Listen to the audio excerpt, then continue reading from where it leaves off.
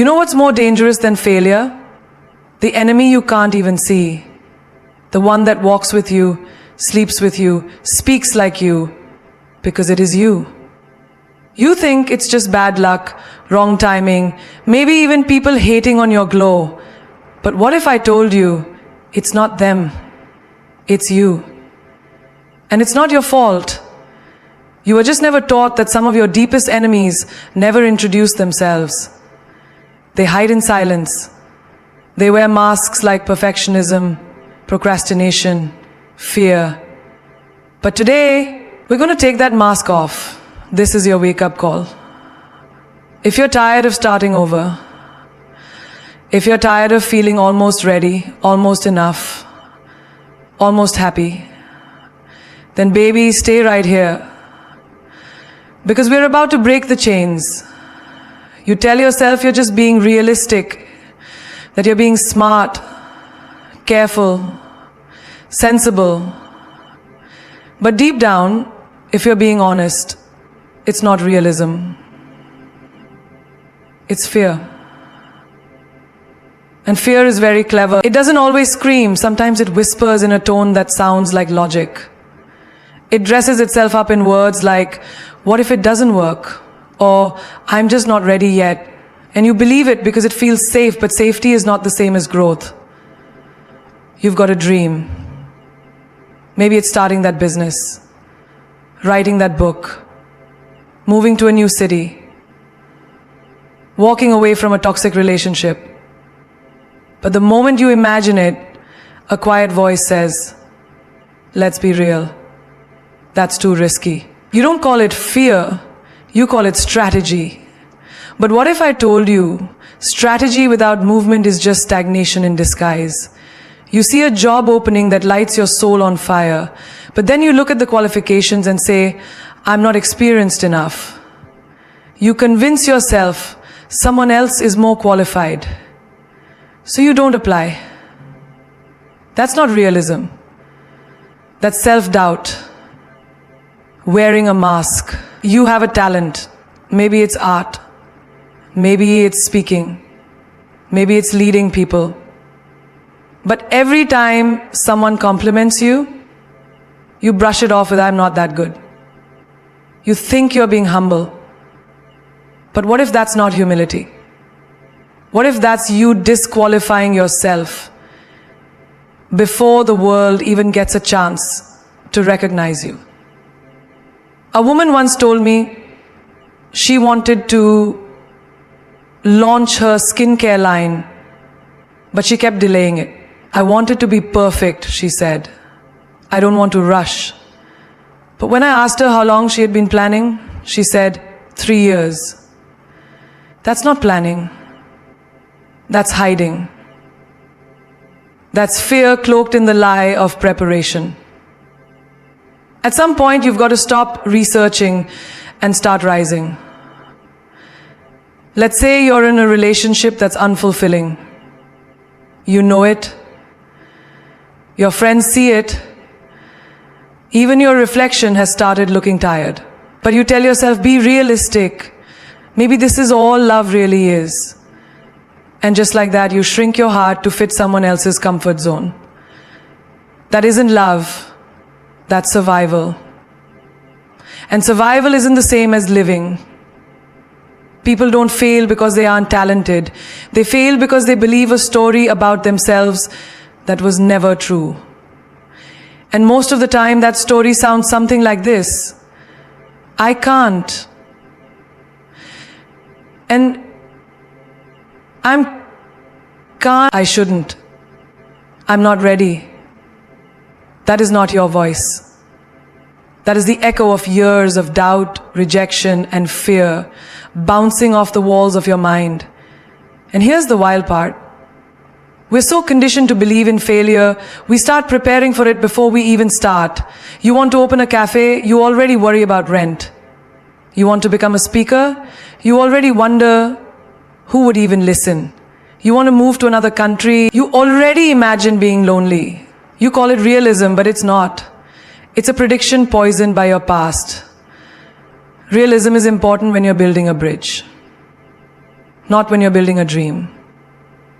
Dreams aren't supposed to be practical. They're supposed to stretch you, scare you, and set your soul on fire. Self-doubt is like gravity. It keeps pulling you down to the same place. And unless you develop mental wings, it will convince you to never leave the ground. Realism should guide you, not paralyze you. Because if you're only willing to do what feels logical, you'll never discover what's possible. Don't you dare use intelligence as a cover for fear. Don't you dare label your hesitation as wisdom. And don't you dare let the voice in your head speak louder than the fire in your heart. You think perfection is your friend, that if you get everything just right, then no one can criticize you, no one can reject you, no one can leave you. So you keep polishing, editing, delaying. But let me tell you a truth that stings. Perfectionism is not power. It's a pretty prison. A prison that looks golden on the outside, but keeps you stuck inside your own mind. You say you're waiting for the right time to launch your business idea. You want the logo to be flawless, the website to be sleek, the strategy to be airtight. You stay in this loop of endless planning, redesigning, and second guessing. But what you're really doing is protecting yourself from one thing, the fear of not being enough. And so the idea never leaves the page. The dream stays in the notebook. The vision dies in silence. You might think this is ambition. It's not. It's fear disguised as standards. You're not polishing your dream, you're hiding behind it. Because if it's never finished, no one can judge it.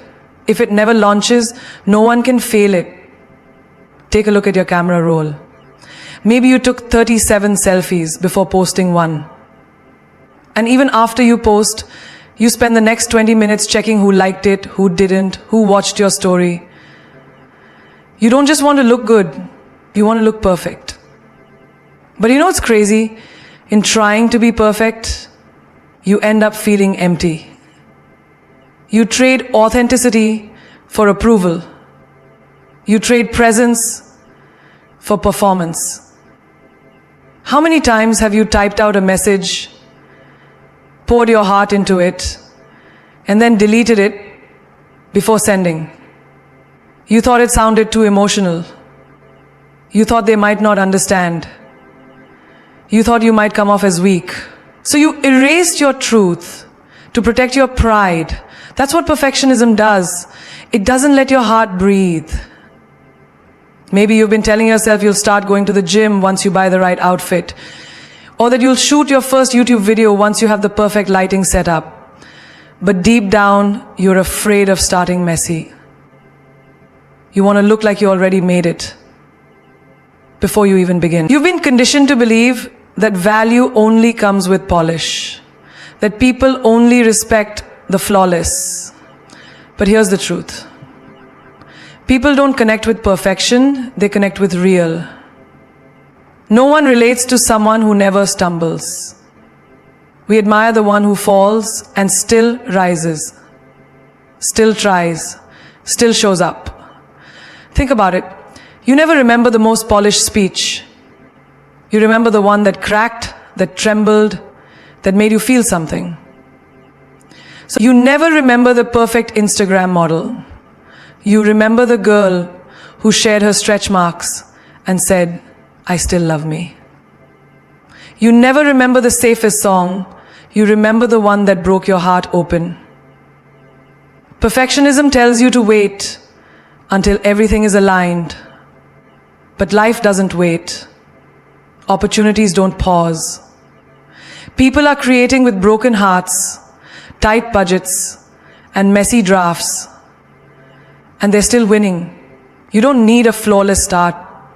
You need a fearless one. Because while you're trying to look perfect, someone with half your talent and twice your courage is out there making moves, building brands, telling stories, changing lives. Not because they were ready, but because they refused to wait for perfect. Your story doesn't need polish to be powerful. It just needs your voice. So stop editing yourself out of your own life.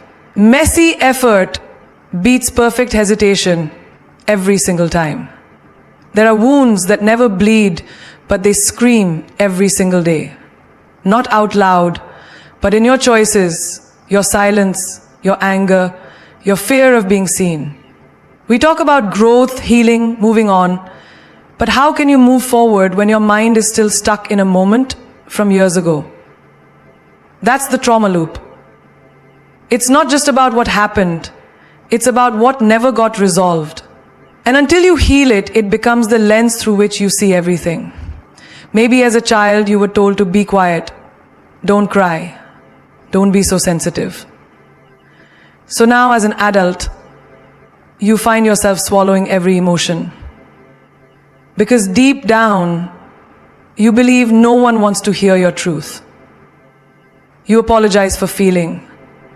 You call yourself dramatic for having boundaries.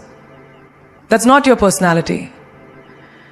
That's a scar that learned how to survive.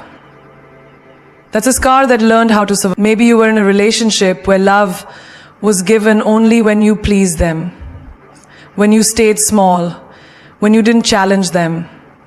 Now every time someone shows you kindness, you question it. You sabotage good love because you think it's too good to be true. You're not being difficult, you're just trying to protect yourself from feeling abandoned again. How many of us chase validation from people who remind us of the ones who hurt us? You find yourself working overtime to impress a boss who reminds you of a parent who was never satisfied. You date someone emotionally unavailable because you're still trying to win the approval you never got as a child. It's not love. It's repetition. It's your unhealed trauma trying to rewrite its ending. Have you ever noticed how you overreact to small things?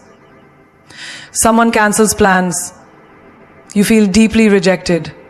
A friend forgets to text back. And your chest tightens, heart races, thoughts spiral. It's not about this moment. It's the pain of those moments coming back to visit. The moment you were left alone. The moment you were ignored. The moment you were made to feel invisible. Maybe you were bullied in school, laughed at, dismissed. And now, as an adult, you can't speak up in meetings. You shrink when attention is on you. You shrink when attention is on you. You fear judgment so deeply that even compliments make you uncomfortable. You say you're shy, but you're not shy. You're still holding hands with shame. Some of you use success as a shield. You've built the career, the title, the lifestyle, but inside you feel empty. Because you're not chasing purpose, you're chasing proof. Proof that you're enough. Proof that you matter. And no amount of applause can drown out the silence of what you never healed. And then there are those moments when life gets quiet, no distractions, no phone, no noise. Suddenly, the loneliness hits. The anxiety creeps in. So what do? You scroll, you shop, you drink, you overwork. You do anything not to sit with yourself. Because deep down, you fear what you'll feel when there's nothing left to distract you. That's the trauma loop. It makes you relive old pain through new people. It convinces you that numbness is safer than vulnerability. It teaches you to wear a smile when all you want to do is scream. You don't need to hate the people who hurt you, but you need to stop making space for the pain they planted in you, because your future doesn't deserve to pay the price for someone else's mistake. And healing doesn't mean you forget. It means you stop bleeding on people who didn't cut you. Numbness doesn't mean you forget. It means you stop bleeding on people who didn't cut you. You stop bleeding on people who didn't cut you. You stop bleeding on people who didn't cut you. You stop bleeding on people who didn't cut you.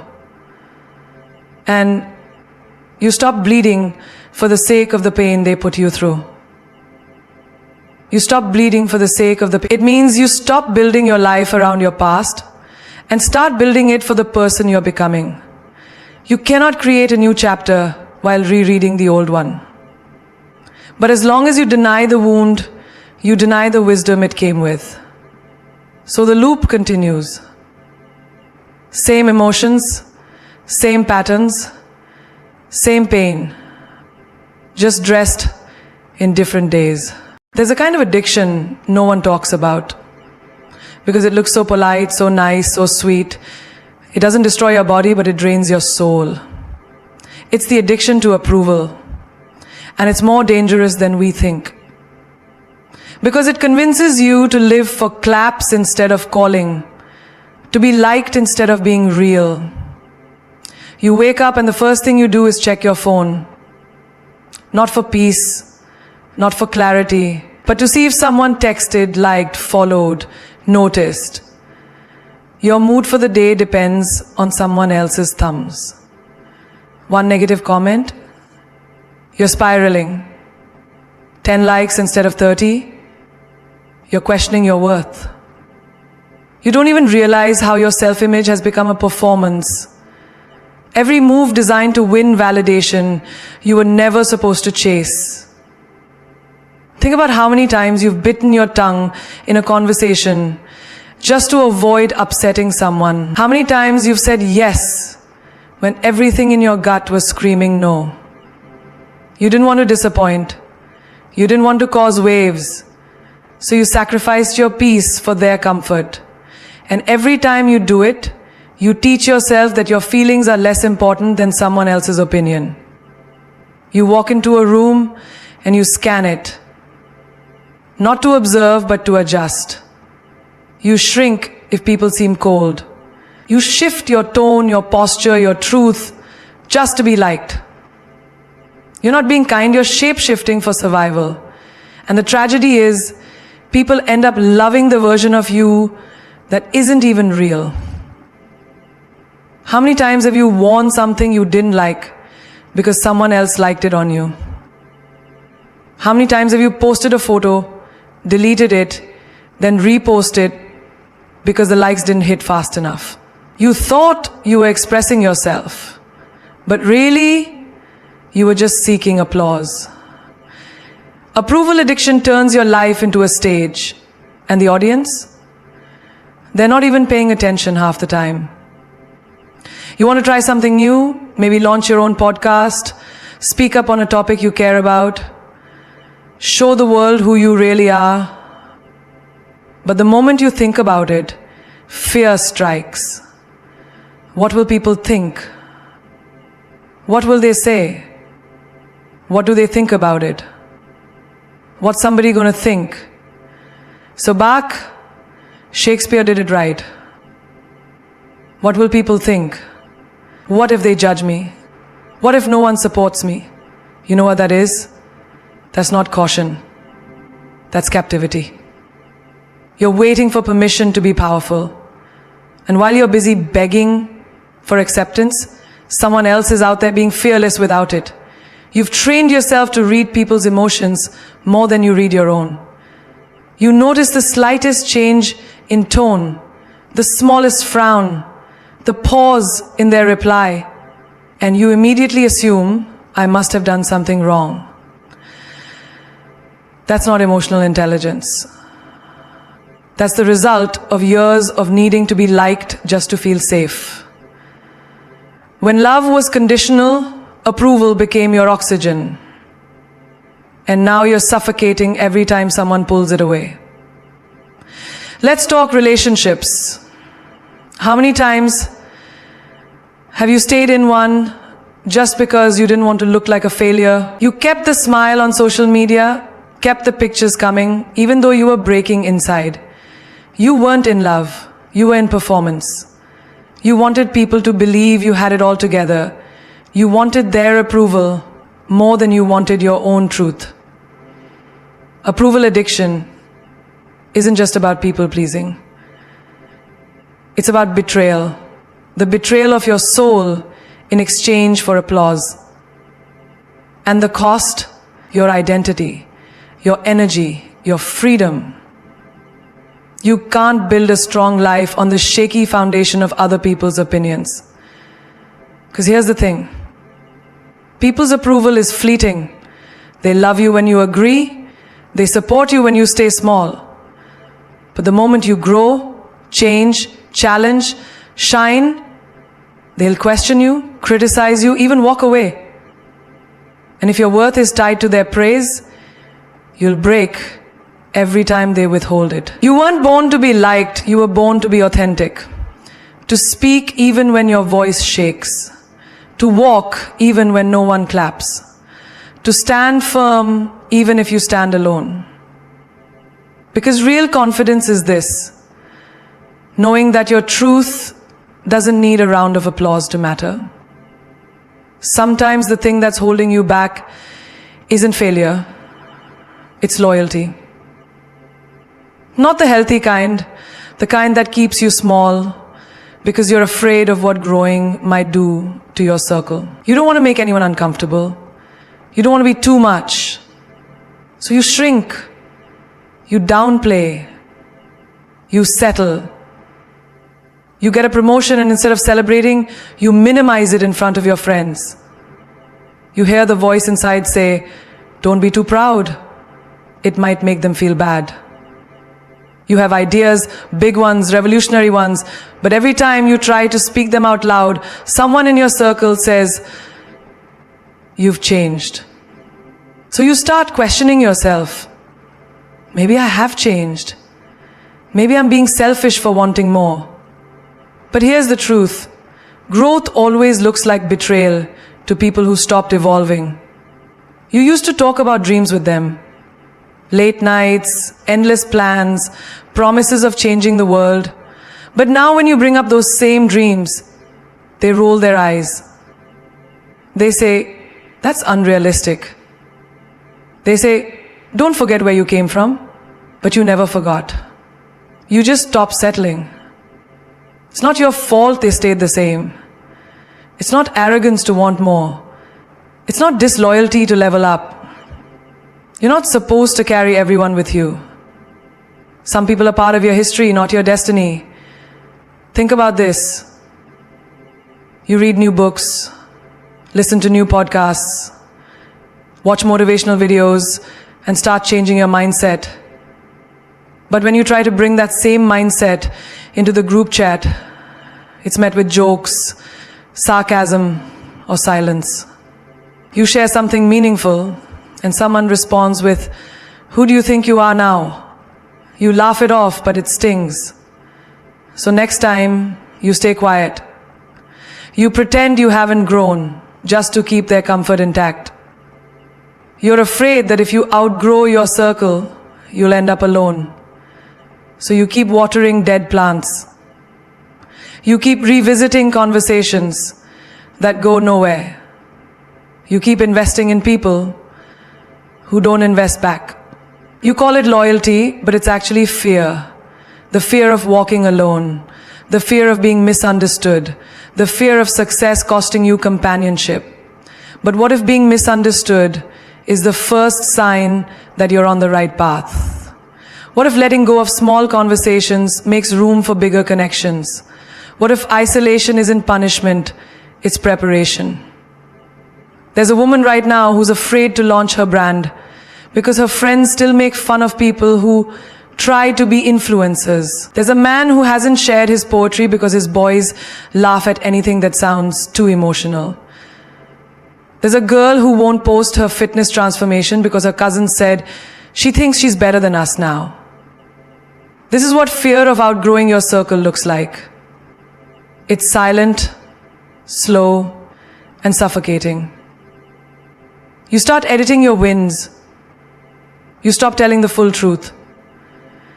You turn down opportunities just to avoid making anyone feel left behind. But here's what no one tells you. The people who are meant for you won't feel threatened by your glow. They'll clap louder. They'll stretch with you. They'll say, go higher, we've got you.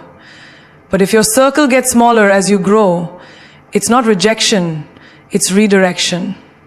Growth demands courage, the courage to walk into unfamiliar rooms, the courage to not belong where you once did, the courage to realize that not everyone from your past deserves access to your future. And if the price of your next level is the comfort of your current circle, then maybe it's time to stop fearing what you'll lose and start focusing on who you'll become. Delay doesn't always look like laziness. Sometimes it wears the mask of logic.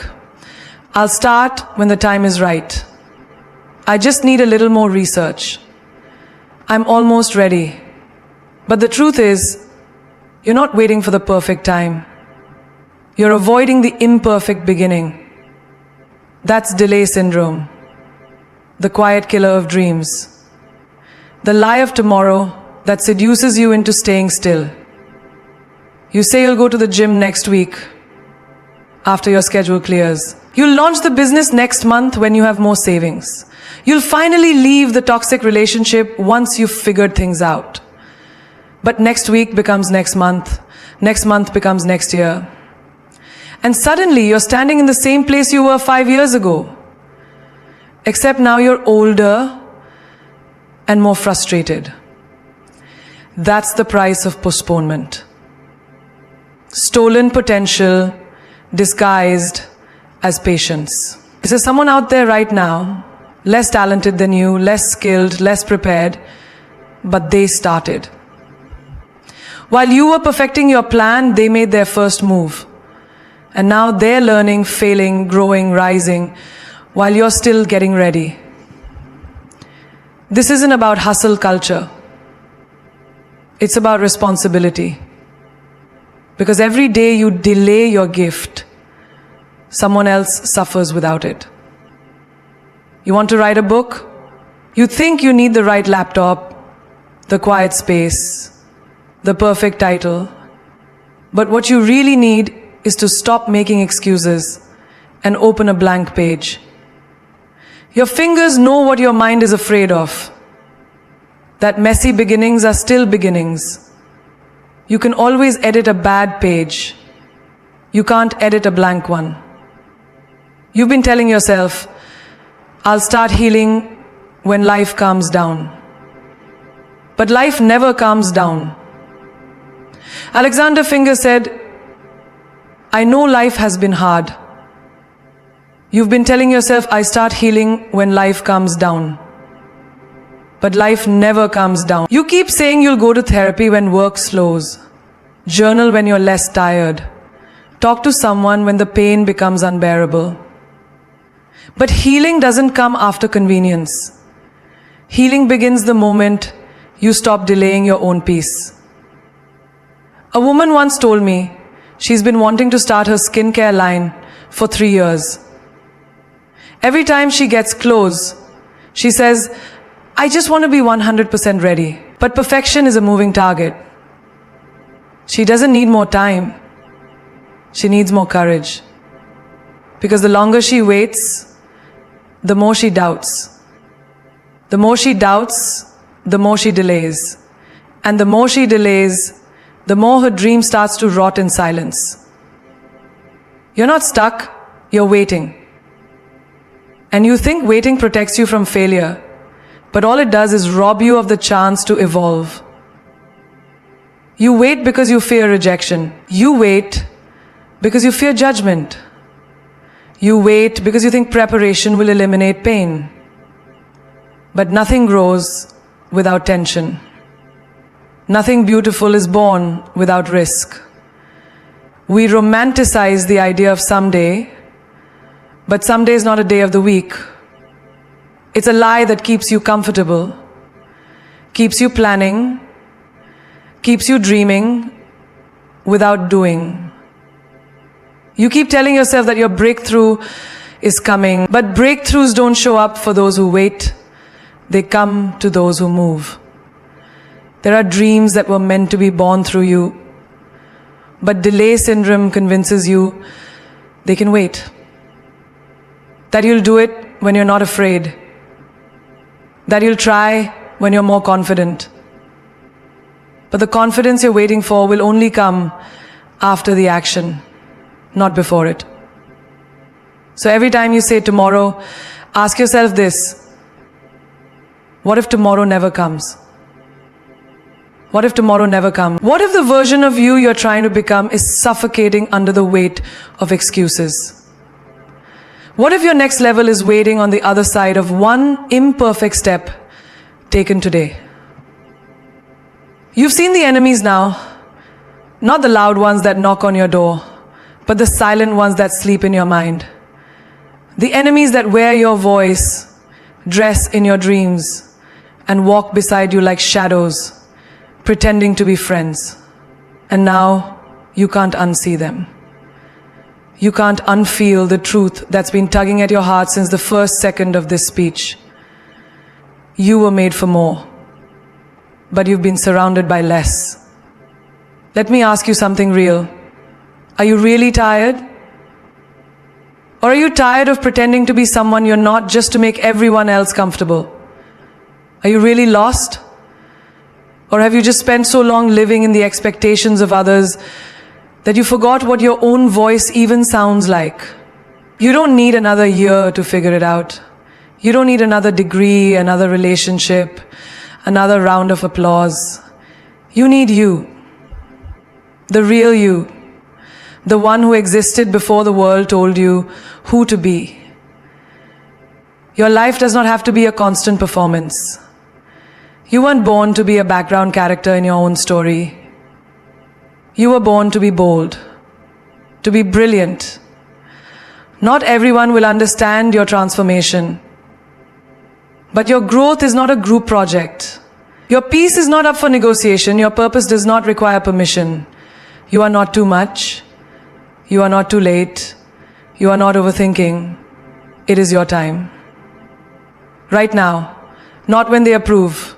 Not when they support you. Not when it's safe. Right now. When your hands are shaking and your heart is racing and your soul is screaming, I want more. Burn the idea that your worth comes from people clapping for you. Huh? Huh? Now tell. You are not putting up for no more. You're playing for your fate. Your worth comes from people clapping for you. Some of the loudest boos will come from the cheap seats, but remember, lions don't lose sleep over the opinions of sheep. You don't have to shrink to be seen. You don't have to play small to be loved. You don't have to keep dying in silence just to keep everyone else alive with comfort.